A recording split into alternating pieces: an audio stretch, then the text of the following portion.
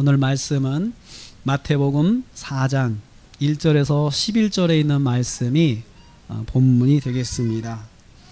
이 마태복음 4장에 있는 말씀은 예수님께서 광야에서 시험을 받으시는 말씀으로 그렇게 기록되어 있고, 후반부는 이제 시험을 받으신 이후에 예수님께서 사역을 시작하신 내용을 가지고 있습니다. 오늘은 그 전반부에 시험을 받으시는 장면을 가지고 우리에게 주시는 말씀을 듣기를 원합니다.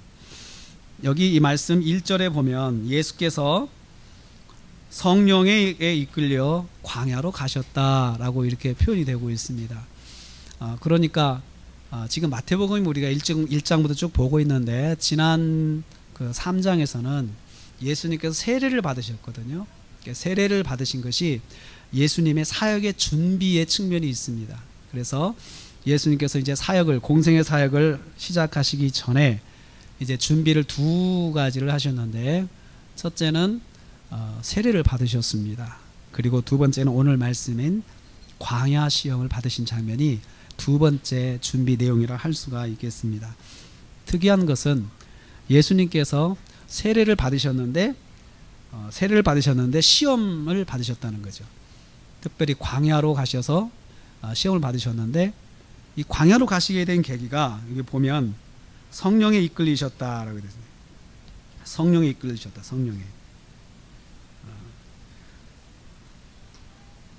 성령으로 이렇게 가셨다. 성령으로 가셨다.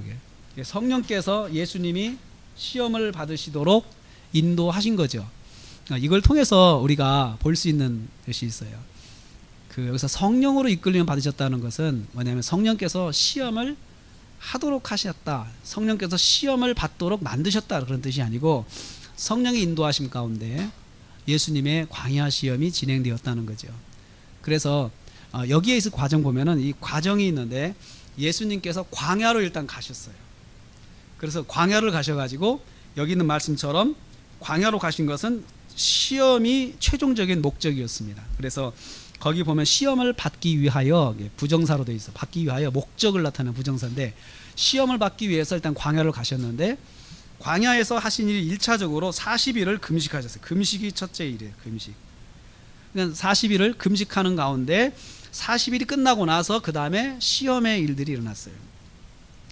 성령께서 이끄셨다는 말씀을 조금 생각을 해보려고 그래요. 성령께서 이끄셨다고 하는 말씀은 하나님께서 예수님의 시험하는 것을 하나님께서 주관하시는 가운데 있다는 거예요.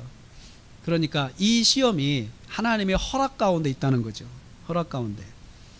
혹독한 시험을 만나더라도 우리는 그것이 하나님의 섭리와 역사 가운데, 하나님의 허락하신 가운데 진행된다는 것을 우리는 기억을 해야 합니다. 욥의 시험을 볼 수 있어요. 욥의 시험은 우리 인생에 겪을 수 있는 시험 중에 가장 혹독한 시험을 겪은 사람이 욥입니다. 근데 욥에 대한 말씀을 보면 욥기 1장 12절 말씀에 이런 말씀이 있어요. 욥기 1장 12절 말씀에 여호와께서 사단에게 이르시되 내가 그의 소유물을 다 내 손에 맡기노라, 그러나 그의 몸에는 내 손을 대지 말라, 이렇게 말씀하세요. 그러니까 하나님께서 욥이 혹독한 시험을 당할 때에 다 허락을 하시지만 욥의 몸에는, 생명은 해치지 말라, 생명에는 손대지 못하도록 하나님께서 딱 정해놓으시고 그 다음에 하나님이 허락을 하시는 거예요. 허락을 하시는 거예요. 그래서 성도가 받는 시험은 하나님의 허락하심 가운데 있다는 것을 아셔야 돼요. 하나님의 허락하신 가운데. 그래서 여기와 관련해서 고린도전서 10장 13절 말씀을 또 볼 수 있어요. 시험에 대한 말씀이 또 나오는데, 고린도전서 10장 13절 말씀을 보면 사람이 감당할 시험 밖에는 너희가 당한 것이 없나니, 이렇게 돼 있어요. 우리가 시험을 받을 때에 사람이 감당할 수 있는 정도의 시험을 하나님께서 허락하신다는 거죠. 사람은 성도죠.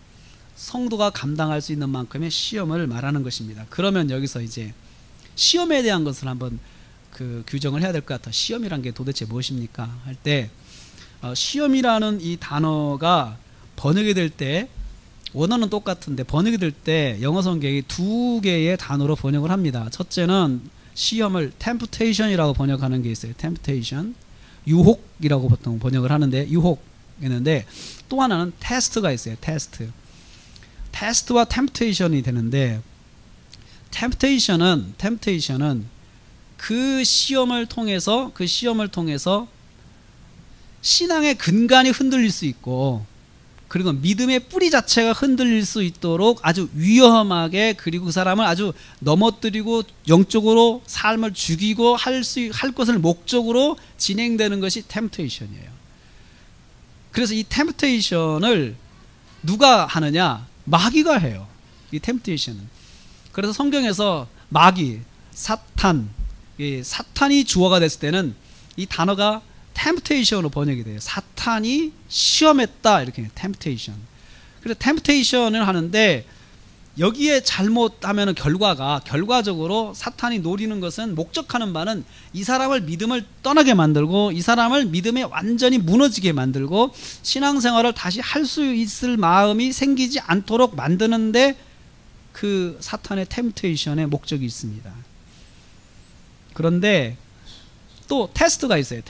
테스트는 이 사람의 믿음이 어느 정도인지 알고, 이것을 통해서 보완할 것이 무엇이고, 그리고 내가 장점이 무엇이고, 이것을 스스로 깨닫고 더 믿음에 성장할 수 있는 기반이 만들어지는 것이 테스트예요. 그래서 우리가 신앙생활할 때 테스트와 템테이션이 우리한테 동시에 옵니다. 테스트도 있고 템테이션도 있습니다. 그런데 이 템테이션은 우리가 가지고 있는 욕심이 동반되면서 템테이션이 와요. 그러니까 내가 욕심을 가지게 되면, 욕심이라고 하는 것은 이제 야고보서 1장 14절 15절 말씀에 나오는 말씀인데요, 사람이 시험을 받는 것은 자기 욕심에 끌려 미혹됨이니 욕심이 잉태하여 죄를 낳고 죄가 장성하여 사망을 낳는다. 그 말씀이 야고보서에 나오는데, 여기서 욕심에 이끌린다라고 하는 말이 영어 성경에 번역할 때 evil desire로 번역해요. evil desire, 나쁜 욕망. 근데 desire 자체는, 욕망은 우리 하나님께 주신 선물이고 인간에 주신 기본적인 욕구 중에 하나가 욕망입니다. 그런데 이 욕망이 evil desire, 나쁜 욕망, 죄악된 욕망의 부분이 있어요. 그것은 뭐냐면, 하나님의 말씀을 넘어서서 우리가 그 욕망을 성취하고자 할 때 evil desire가 돼요. 경계선을 넘어가는 거죠. 그래서 자기 욕심에 evil desire가 생길 때 사람이 temptation을 받는다, 이렇게 해석을 하는 거예요. 그러니까 그런 temptation을 마귀가 줄 때, 나를 가만히 보면서 마귀가 이 사람이 그런 자기 욕심이 있나 없나를 캐치를 하고 나서, 됐다, 지금이 기회다 해가지고 그 자기 욕심이 있는 사람에게, 그 사람이 성도라 하더라도, 그 사람이 목사라 하더라도, 그 사람이 장로라 하더라도, 그 사람이 큰 능력을 가진 사람이라 하더라도, 많은 것들을 체험한 사람이라 하더라도, 그 사람에게 어떤 순간에 자기 욕심이 있을 때는 마귀가 그것을 캐치해서, 좋다, 이 사람 내가 한번 무너뜨려보자 하고, 그렇게 해서 마귀가 우리를 템프트 한다는 거죠. 그럴 때 우리가 시험에 드는 거죠. 신앙생활은 시험이 있습니다. 예수님도 시험을 받으셨다는 것이 우리에게 주는 메시지 중에 하나가 뭐냐면, 예수님이 우리의 인성을 가지고 이 땅에 오셨는데, 인성에 가지고 있는 기본적인 품성 중에 하나가 시험을 받을 수 있는 연약함이 있다는 거죠. 인성이 시험을 받을 수 있는 연약함이, 아무리 은혜를 충만하게 받은 사람이라도, 40일을 금식한 사람이라 하더라도, 그 사람에게 기본적으로, 인간에게는 시험을 받을 수 있는 기본적인 그런 약점이 있다는 거예요.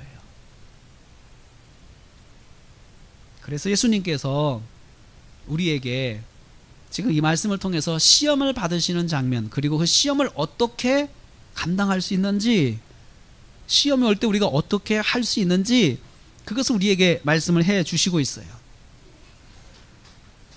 시험을 예수님께서 광야로 가서 받으셨다라고 했습니다. 광야라는 것은 환경을 말합니다. 예수님께서 세례를 받으신 다음에 그 다음에 광야로 가셨습니다. 광야로 가서 이제 거기서 무엇을 하셨을까요? 예수님께서 성지순례 가서 유대 광야를 봤습니다. 예수님께서 그 시험 받으셨다고 하는 유대 광야를 한번 봤어요. 유대 광야를 이렇게 보는데 멀리서 입구에서, 높은 입구에서 광야를 쳐다보기만 했지 광야를 들어가지는 않았어요. 광야를 들어갈 수가 없어요. 왜냐하면 거기서부터는 길 자체가 언덕과 그 다음에 그냥 광활한 그냥 벌판이에요. 그리고 햇볕이 40도 이상 내리쬐는 들판이에요. 거기에 들어가서 40일을 계신다. 그러면 몇 가지 포기할 게 있을 것 같아요. 첫째, 먹는 거 포기해야 돼요. 먹을 것이 없어요. 두 번째, 편안한 삶을 포기해야 돼요. 광야에.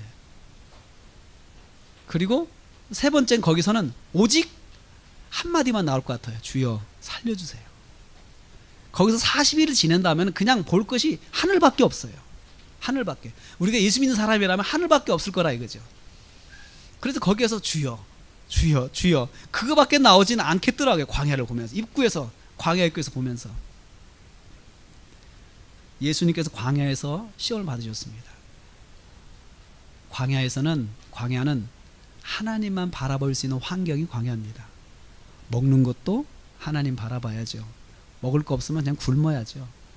그리고 예수님께서 광야로 가실 때에 음식을 짊어지시고 그렇게 들어가신 것이 아니고 그냥 혈혈단신 들어가셨어요. 그러니 당연히 먹을 것이 없겠죠. 그래서 예수님께서 금식하셨습니다. 금식한다고 하는 것은 신체적으로 계속 상황이 안 좋은 걸 말합니다. 그곳에 광야로 갔는데 신체적으로 자꾸 나약해져요. 수분은 자꾸 빠지죠. 그리고 몸은 먹지 않아서 자꾸 영양소가 빠지죠. 몸은 기름기가 빠지죠. 그리고 몸은 힘은 자꾸 없죠. 그런 상황이 오는 거죠. 그런데 거기서 무엇을 하셨을까요? 광야에서 하나님과의 1:1 대면의 시간을 가지신 거예요. 광야에서.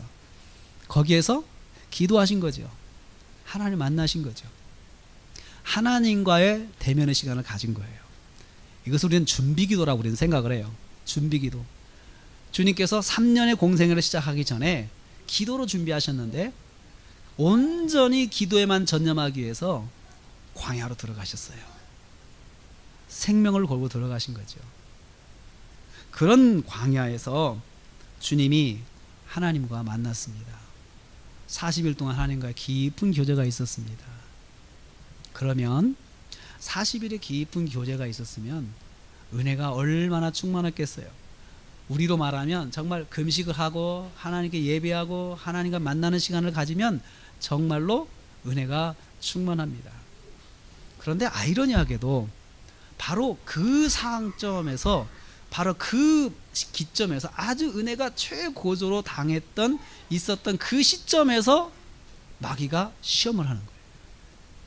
시험은 기도하는 사람이 시험 받습니다, 여러분.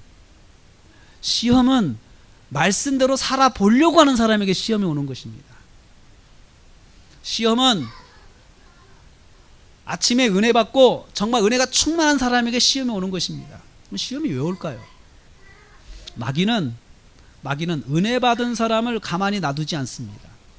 은혜 받은 사람이 그 은혜를 유지하도록 놔두지 않아요. 왜 그럴까요? 한 사람이 은혜를 받으면 그 은혜 받은 한 사람의 영향력은 큽니다. 그렇기 때문에 그 사람이 또 다른 사람에게 은혜를 끼치죠. 또 다른 사람에게 은혜를 끼치죠. 그러니까 은혜 받은 사람을 어떻게 하든 묶어, 그래서 시험을 줍니다. 시험을 마귀가 하는데, 이 템프테이션을 이제 제공을 하는데, 그때 그 사람이 가지고 있는 약점, 그 사람이 가지고 있는 약점을 파고듭니다. 그게 약점을 한마디로 말하면 에빌 디자이어예요. 에빌 디자이어. 그 사람이 정말 온전하게 성인이 아니기 때문에, 우리가 온전한 성자가 아니고 죄인의 품성을 가지고 있기 때문에 그 사람이 가지고 있는 마음속 깊은 곳에 있는 에빌 디자이어가 있다면 마귀가 그것을 자극합니다. 그래서 그것으로부터 그가 받았던 은혜를 점점 깎아먹게 만드는 거예요. 마귀는 기도 안 하는 사람은 시험하지 않습니다. 제가 마귀라고 하더라도 그럴 것 같아요. 왜냐하면 그건 시간 낭비예요. 왜냐하면 기도 안 하는 사람은 가만히 놔도 기도 계속 안 하고 믿음 없이 살 수 있어요. 믿음 없이 살아가는 사람은 괜히 뭐 가서 건드냐 이거죠. 그냥 놔둬도 자기가 죄 짓고 살고 스스로 죄를 가지고 살고 스스로 범죄하고 사는 사람을 가서 뭘 건들 필요가 있겠어요. 시간 낭비예요. 전력 낭비예요. 그렇기 때문에 은혜가 없는 사람은 시험할 필요가 없습니다. 은혜 받는 사람이 시험의 대상이고, 그리고 봉사하는 사람이 시험의 대상이고, 주의를 지키는 사람이 시험의 대상이고, 예비하는 사람이 시험의 대상인 것입니다. 그래서 마귀가 예수님께서 40일을 금식하시고 은혜의 최정점에 계실 때 마귀가 찾아왔다라고 했어요. 그 상황은 줄이신, 예수님이 인간적인 약점을 가지게 됐어요. 줄이셨다는 거죠. 그 이유는 금식하셨기 때문입니다. 그래서 이제 이 줄이신 것을 약점으로 잡고 찾아오는 거예요. 은혜 받은 사람이 은혜를 받았다고 해서 완벽해지는 건 절대 아닙니다. 우리는 그 점을 꼭 기억해야 돼요. 내가 성령 충만했다고 해서 우리가 이 땅을 사는 인생을 살면서 완벽해졌다는 것을 성령 충만하고 똑같이 생각하면 안 돼요. 거기에도 약점이 있다는 것이에요.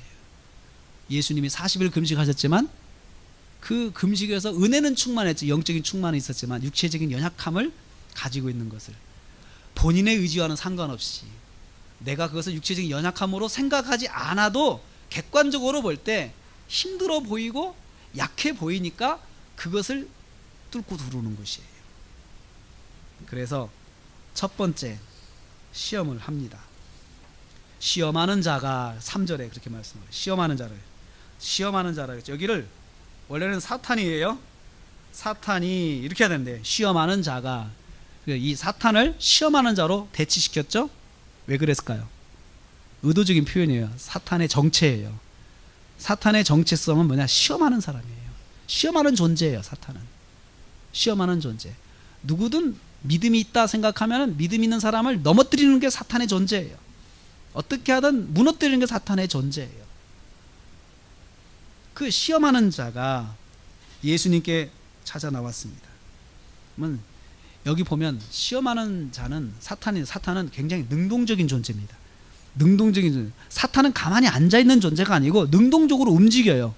어떤 움직임이 있습니까? 은혜 받은 자를 찾아다니는 능동성이 있어요. 여러분, 마귀도 부지런해야 마귀짓 하는 거예요. 그래서 마귀도 부지런해야 돼요. 마귀보다 게으르면 마귀한테 밥이 되는 거예요. 게으른 사람은 마귀가 정말 좋아하는 사람이에요. 왜냐하면 게으르니까 진도를 많이 못 나가잖아요. 그러니까 마귀가 설렁설렁 천천히 진도를 나가도 그 사람은 얼마든지 무너뜨릴 수가 있어요. 그렇지만 부지런한 사람 마귀가 아주 긴장을 합니다. 내가 이만큼 이 사람을 잡아놨는데 이 사람은 더 또 앞에 나가 있어요. 그러면 더 긴장을 해야 되겠죠. 그래서 마귀가 능동성을 가지고 활동을 한다는 거 우리는 꼭 기억을 해야 돼요. 마귀는 스스로 생각을 하고 마귀도 판단을 하고 분석을 하고 누가 내 밥인지를 찾아다닌다는 것이죠. 우리도 능동성을 가져야 돼요. 신앙생활에 능동성을 가지지 않으면 신앙생활은 성장할 수 없고 신앙생활은 항상 침체될 수밖에 없습니다. 뭔가 문제가 있다 생각이 되면 이 문제를 내가 어떻게 할까? 왜 이 문제가 생겼을까? 자꾸 생각하면서 하나님께 나가서 기도하면서 하나님, 제게 왜 이런 일이 생겼습니까? 제가 이럴 때는 어떻게 해야 되겠습니까? 하고 능동성을 가지고 하나님께 자꾸 나가야 그 사람이 마귀가 함부로 하지 못하는 사람이 된다는 거죠. 나와서 이렇게 말했습니다. 네가 만약 하나님의 아들이라면, 조건문이죠.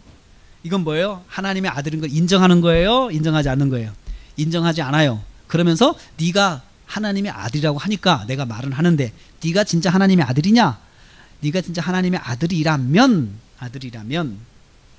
아주 이 표현 자체가 떨떠름한 표정일 것 같아요. 만약에 이 장면을 마귀한테 연기를 시킨다, 제가 감독이라 그러면 확신 있는 말로 이 표현을 쓰면 안 된다. 확신 있는 표정으로 이 말을 쓰면 안 되고 거의 떨떠름한 표정으로 네가 하나님의 아들이라면 하면서 거의 눈에 초점이 없이 예수님과 눈을 맞추지 말고 그냥 좀 비웃는 투로 이야기를 해라라고 제가 주문할 것 같아요. 그러면 이 돌들이 떡덩이가 되도록 명령해라. 돌들이 떡덩이가 되도록 명령을 해라. 돌. 이 앞에 있는 돌, 떡덩이가 되게 해라. 떡덩이가. 이 이 시험은 예수님의 약점을 파고드는 시험이라고 그랬습니다. 인간적으로 줄이신 거예요. 그래서 만약에 아들이라면 네가 명령을 해서 돌한테 명령을 해라. 뭐라고요? 돌아, 떡이 되라. 이렇게 명령하라는 거예요. 여기에는 함정이 좀 있어요. 함정이. 첫째는 마귀가 시킨 거잖아요. 예수님이 피동이 되는 거예요. 마귀가 시킨 대로 하는데 마귀가 뭘 자극했냐면 하나님의 아들이라고 하는 그 하나님의 아들이라고 하는 위치를 자극한 거예요. 증명해 보이라는 거. 위치. 내가 하나님 진짜 아들인 것을 마귀한테 보여주고 싶은 마음이 생기도록 마귀가 자극을 한 거예요. 그런데 이러한 것들을 정상적으로 판단을 할 수 없는 것이 뭐냐면 너무나 몸이 굶주려 있어요. 우리가 여러분 몸이 굶주려 있고 몸이 고단하면은 좀 폭넓게 생각을 못 하잖아요. 폭넓게 생각을 못 하고 우리가 그냥 눈앞에 있는 것부터 해결을 하고 본다고요. 우선 배가 고프니까 빨리 떡을 만들어서 한번 먹어보자라는 생각이 들죠. 떡을 만들어서 먹어보자. 그리고 배고프는 거 해결도 하고 그 다음에 얘가 나한테 증명해 보이라고 하는데 한번 증명도 해주고 떡도 먹고 그렇게 하면 참 좋겠다라는 생각이 드는 거죠. 우리한테 그런 것이 있습니다. 우리가 믿음 생활하면서 우리의 약점 속에는 나도 모르는 유혹이 들어가 있어요. 내가 뭔가를 증명해 보임으로 해서 그것으로 나를 입증하고 싶은 그런 유혹이 있어요. 그런데 그 유혹에 누가 빠지냐면은 지금 그 문제 속에 많이 허덕이고 있는 사람. 여러분 저 같은 경우는 무슨 유혹이 있냐? 우리가 교회가 적잖아요. 목사님들이 모이면은 사실은 작은 교회 목사님들은 목소리를 크게 낼 수가 없어요. 그건 현실이에요. 현실인데 그래서 목사님들이 모여서 같이 어떤 문제를 논의하고 그럴 때 그 부분에서 내가 하나님의 말씀을 전하는 목회자로서 당당하게 말하는 건 정말 쉽지가 않아요. 말씀을 깨닫고 말씀 가지고 우리가 같이 이야기를 하는 거 정말 당당하게 말하는 쉽지가 않은데 이상하게도 큰 교회 목사님들은 당당해요. 막 말을 함부로 하세요. 근데 작은 교회 목사님들은 말을 함부로 못하고 가만히 기다리고 있어요. 그런데 마귀가 그거 약점을 갖고 있는 저에게 야, 네가 말씀을 많이 연구한다면서 그러니까 네가 한번 막 말을 해봐라. 사람들을 제껴놓고 말을 해봐라. 그래서 말씀의 능력을 한번 보여줘 봐라. 네가. 그래서 이 사람들한테 내가 교회는 작지만 이 사람이 말씀의 능력이 있어. 파워가 있어. 이것을 네가 한번 입증해 보여봐라. 할 때 그러고 싶은 마음이 금방 들어요. 내게 만약에 그런 능력이 있다면. 그래서 교회는 작지만 내겐 이런 능력이 있어 하면서 사람들한테 한번 저질러 보고 싶은 생각이 있다 이거죠. 그게 뭘까요? 정말로 말씀을 전하는 것은 하나님의 말씀을 선포하고 영혼들을 구원하고 또 영혼 믿음을 또 세워주고 하는 말씀을 통해서 세워주는 거기에 사용돼야 되는데 순간 말씀을 전하는 것이 내 능력을 증명하고 입증하는 도구로 바뀌게 된다는 거예요. 마귀가 그렇게 나를 자극하면 거기에 내가 한번 뭔가를 이루기 위해서 밤새 노력할 수 있어요. 몇 년을 노력할 수 있단 말이죠. 몇 년을 노력해도 내가 이것을 통해서 하나님의 뜻을 이루고 이것보다도 내가 이걸 가지고 뭔가를 한번 이뤄봐야 되겠다. 내가 뭔가를 한번 증명해 봐야 되겠다라고 하는 동기를 가지고도 우리가 얼마든지 말씀을 깊게 연구하고 말씀대로 살아간다고 말할 수가 있다는 거죠. 자녀에 대한 연약함이 있는 약점을 가지고 있는 사람도 그럴 수 있고 경제적인 약점을 가지고 있는 사람도 그럴 수도 있고 마귀가 항상 그런 약점을 가지고 네가 입증해 보여. 그것이 하나님의 뜻과 하나님의 영광과 상관없이 나 자신의 자존감을 세우고 나 자신의 능력을 세우는 쪽으로 그렇게 한번 저질러 볼 수 있다 이거예요. 마귀가 그걸 요구를 하는 거예요. 지금 예수님께서 돌을 떡떡이 되게 하는 것이 그것이 문제가 아니에요. 아무 문제 아니에요. 하시면 돼요. 예수님께는 그럴 능력이 있으세요. 그러나 예수님은 그렇게 하지 않으셨습니다. 뭐라고 했습니까?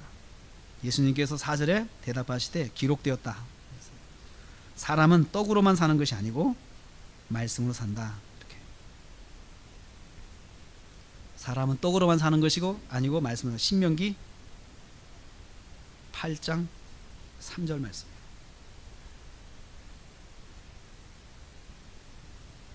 사람이 1차적으로 예수님이죠. 내가 비록 40일은 금식했지만 지금 이 돌을 떡으로 만들어서 먹어서 사는 것은 아니야. 그걸로 내가 온전하게 사는 것은 아니다. 진짜 사는 것은 하나님의 말씀, 모든 말씀, 하나님의 입에서 나오는 말씀, 말씀을 수식하는 거 가만히 보세요. 말씀인데 첫째 모든 말씀, 두 번째 하나님의 입으로부터 나오는 말씀. 하나님 입으로부터 나오는 말씀, 성경 말씀. 요즘으로 하나 성경 말씀, 이걸로 산다. 예수님께서 이 말씀에서 두 가지를 다 인정하셨어요. 사람은 떡으로 산다예요. 그렇죠? 떡으로 사는데 떡으로 살고 더하기 말씀도 먹어야 된다는 거예요. 인생은 두 가지를 먹어야 돼요. 떡 먹어야 돼요. 그러나 떡이 전부가 아니에요. 떡이 전부라고 생각하면 인생을 잘못 사는 것이에요. 떡을 위해 산 사람들이 인생에 성공했습니까? 그래서 떡을 다 확보하고 평생 먹을 떡, 자손만대 먹을 떡을 몇 조씩 창고에 쌓아놓은 사람이 성공했습니까? 여러분, 그 사람이 행복합니까? 그 사람 인생을 행복하게 살았습니까? 지난주에 신문을 보니까 진시황의 병마갱이 또 발굴이 됐다고 그러는데, 진시황이 불로초를 캐러 우리나라까지 보냈던 사람 아닙니까? 그러니 결국 죽었죠. 죽으면서 그냥 안 죽었죠. 순장을 했습니다. 자기 신하들 다 같이 묻었습니다. 자기가 타고 다니는 말도 묻었습니다. 거기다가 자기가 좋아하는 거 모든 거 다 묻었습니다. 진시황이 그렇게 했는데 그 사람은 죽었습니다. 그리고 그가 가진 모든 것이 지금 발굴이 되면서 한 가지 사람 느끼는 게 있습니다. 이 사람은 행복하지 않았다. 행복하지 않았다. 늘 불안 속에 살았다. 무슨 불안? 죽음에 대한 불안 속에 살았다. 그래서 혼자는 못 죽지. 같이 다 죽어야 돼. 죽어서도 외로움을 늘 염려했던 사람이에요. 자기 시신이 외로울까봐 자기가 가진 모든 것들을 가지고 가는 거죠.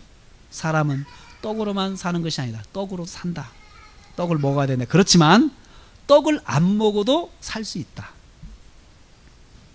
하나님 말씀.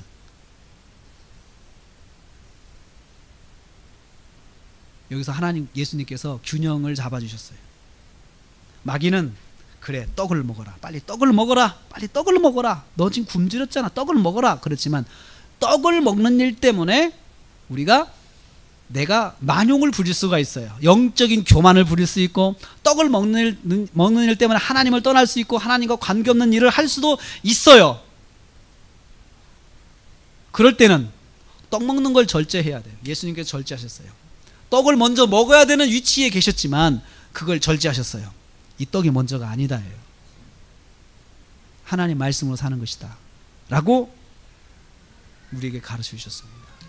여러분, 사랑하는 성도 여러분, 여러분은 이 균형을 얼마나 맞추고 계십니까?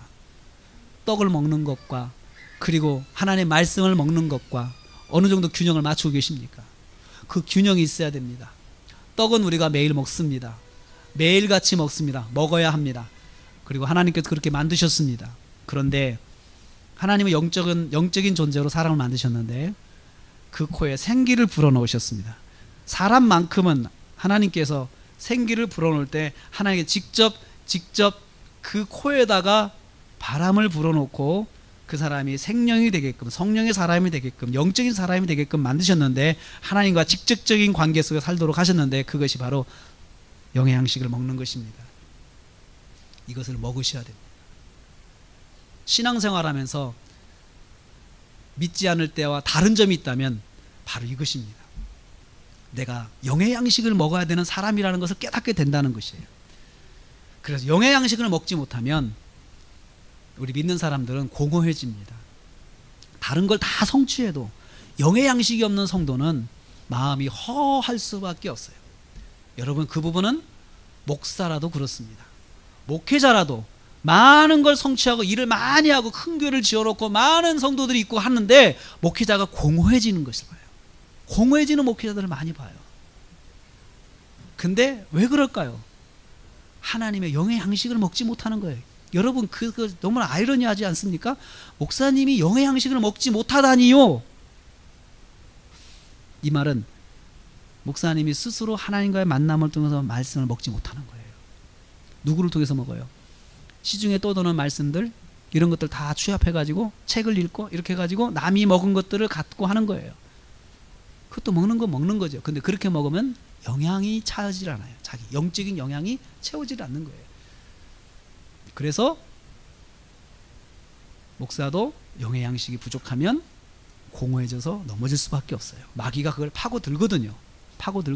영의 양식이 없다는 것은 그 사람이 저항력이 없다는, 영적인 저항력이 없다는 것이에요. 시험이 올 때 지금 예수님께서 말씀으로 이기셨어요.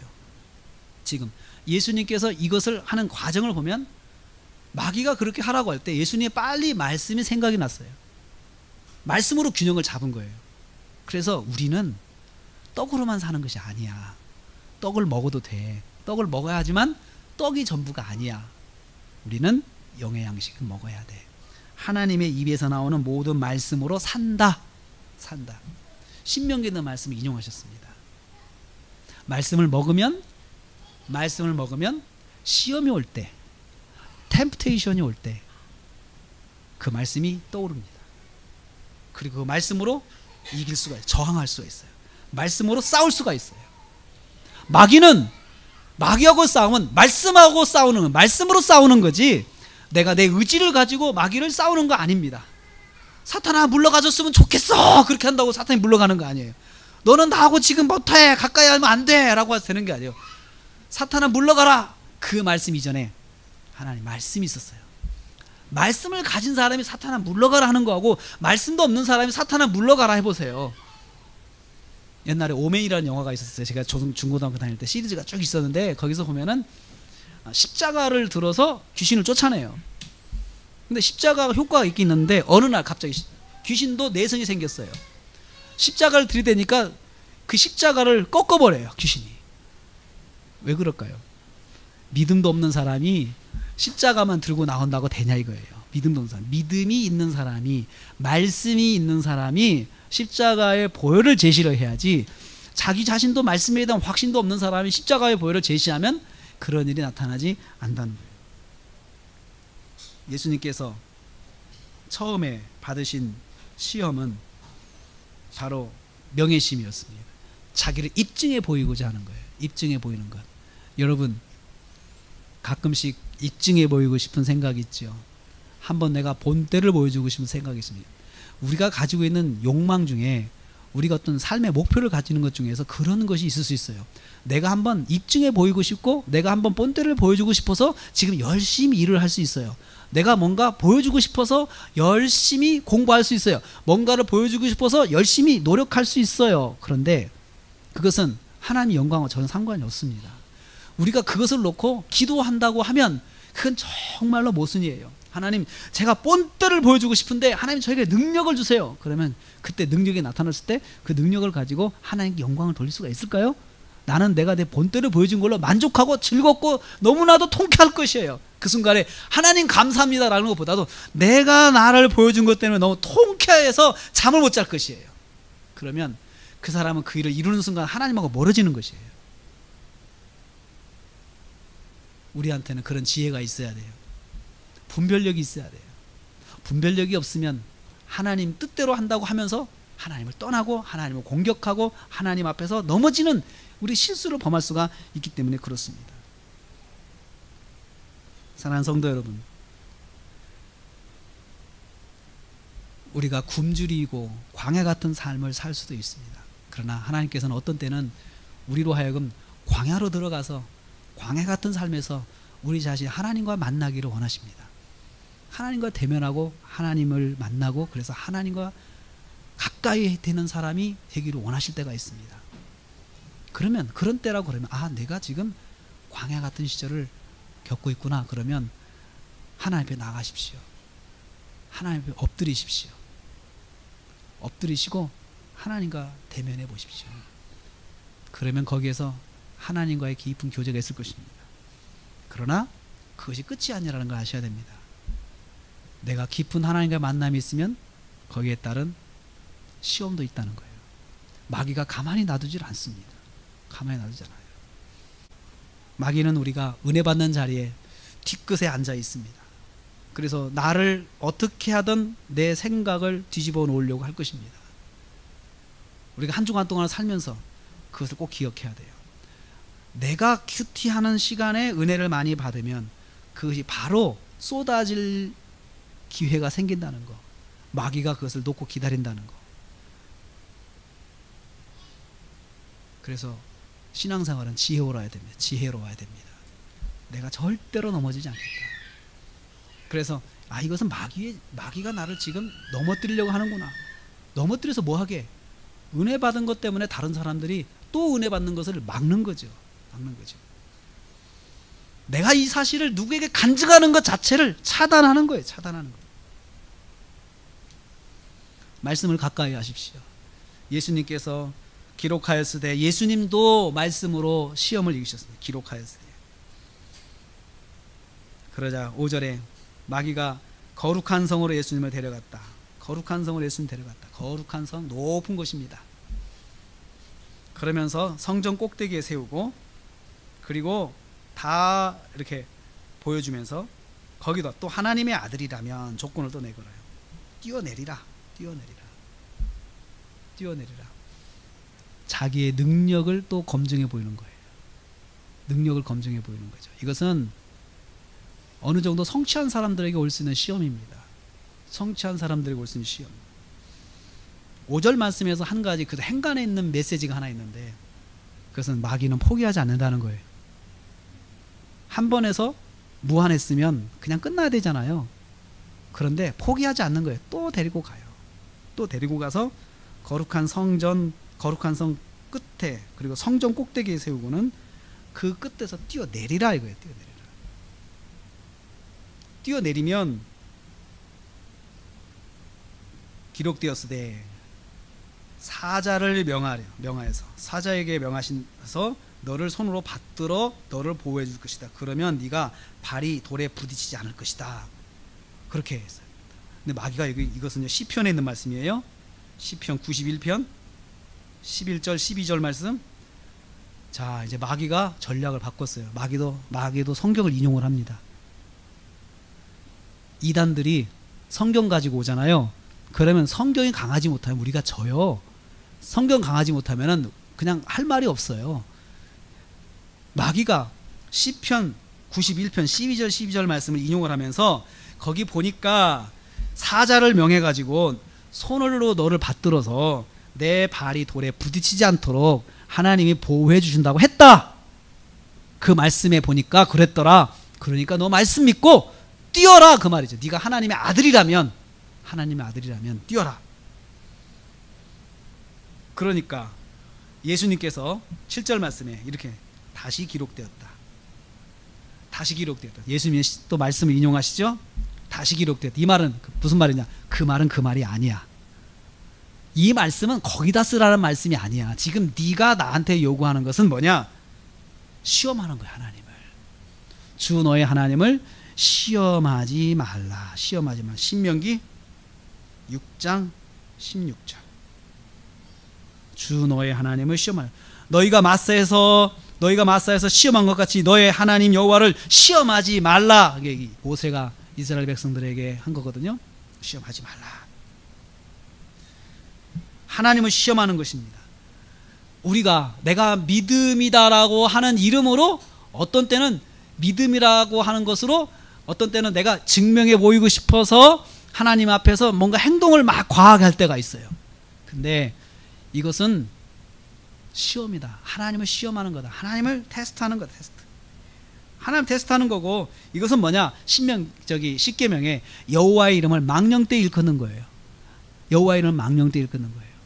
하나님께서 하신다고 그랬어. 우리가 하나님을 함부로 들먹이는 사람들이 많아요. 하나님께서 그렇게 하신다고 그랬어. 하나님께서 그렇게 하신다고 그랬어. 이것은 믿음으로 하는 것이 있지만 거기에 상당 부분이 하나님의 이름을 망령되이 일컫고 하나님을 시험하는 거란 거죠. 말씀대로 하지 않으면서 하나님께서 내 믿음대로 해주실 거야 하면서 그냥 저지르고 부딪히고 하시는 분들이 있어요. 근데 이것은 하나님을 시험하는 것입니다. 하나님을 시험하는 것. 제가 이 부분에 대해서는 다음 주에 더 계속해서 구체적으로 이어서 말씀을 드리겠습니다. 여기서 우리가 또 기억해야 할 것은 예수님께서 말씀으로 시험을 이기셨지만 마귀도 말씀 가지고 예수님을 다시 도전한다는 거예요. 그럴 때 예수님께서 그 말씀에 대한 것들을 다시 수정하시면서 그건 그 말이 아니고 이런 말씀이야 라고 했어요. 그러면 여기서 우리가 깨닫는 게 무엇입니까? 말씀도 바로 알아야 되고 말씀도 바로 적용을 할 줄 알아야 되지, 마귀가 무조건 말씀을 가지고 들어온다고 해서 내가 말씀이니까 내가 함부로 말을 못하겠네 라고 해서는 안 된다는 거죠. 바로 그 말씀을 바로 적용하고 있는지 한번 따져봐야 되는 것이죠. 그리고 잘못 적용했을 때는 그것을 수정해야 돼요. 그것은 그것이 아니구나 하고 수정할 수 있어야 돼요. 그렇다면 여러분, 신앙생활에 말씀이 얼마나 중요합니까? 말씀이 없는 신앙생활은 이것은 무조건 믿겠다는 신앙생활에 무조건 믿겠다는 것은 가장 위험한 것이 가장 불신앙이에요. 무조건 하나님 말씀대로 믿고 말씀이 하신 대로 순종해야 되는데 무조건 맹목적으로 믿겠다 하는 것은 이것은 하나님을 제대로 믿지 않겠다고 하는 것과 똑같습니다. 맹목적인 믿음이 좋은 것이 아닙니다. 그것이 믿음이 좋은 것 같지만 그것은 아주 무식한 믿음입니다. 그것이 기복적인 믿음입니다. 맹목적인 믿음은. 하나님 말씀을 가까이 하십시오. 말씀으로 분별을 하십시오. 두 번째 시험에서는 예수님께서 분별하셨습니다. 말씀으로. 첫 번째 시험에서는 말씀으로 적용을 하셨습니다. 그래서 저와 여러분이 말씀을 묵상하고 큐티하고 공부하고 해야 되는 이유가 바로 거기에 있습니다. 말씀을 자꾸 가까이에서 정말 저게 바른 것인지 아닌지를 아셔야 됩니다. 마귀는 말씀이 연약한 사람을 말씀으로 와서 시험할 수 있습니다. 야, 하나님 말씀 이거야. 예, 하나님 뜻이 이건데 너는 왜 안 하냐 하면서 하나님 말씀이 이거다라는 성경을 인용을 할 수 있어요. 그런 사람들이 종종 있습니다. 하나님 뜻이 이거다, 하나님 뜻이 이거다 라고 하는데 그것이 성경적으로 정말 맞는가 안 맞는가는 분별하지 않고 하나님 뜻이라는 말에 기가 팍 죽어요. 우리는 나는 기도도 많이 안 하고 성경도 많이 못 보니까 저 사람이 하나님 말씀이라고 하니까 내가 기가 확 죽어가지고 말을 함부로 못해요. 마귀가 그렇게 우리를 공격할 수가 있습니다. 그래서 말씀을 잘 아셔야 됩니다. 말씀을 가까이 하셔야 됩니다.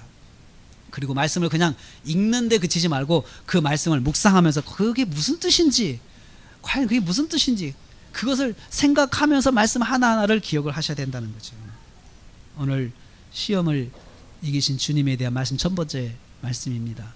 저와 여러분 시험을 이기시고 한 주간 동안에 하나님께서 주신 말씀과 은혜가 있지만 또 마귀는 그것을 어떻게 하든 무너뜨리기 위해서 우리를 항상 노리고 있다는 사실을 꼭 기억하십시오. 그래서 이번 주에는 마귀의 시험을 의식하고 우리가 말씀 안에 승리하는 저 여러분 되시기를 주님의 이름으로 축복합니다.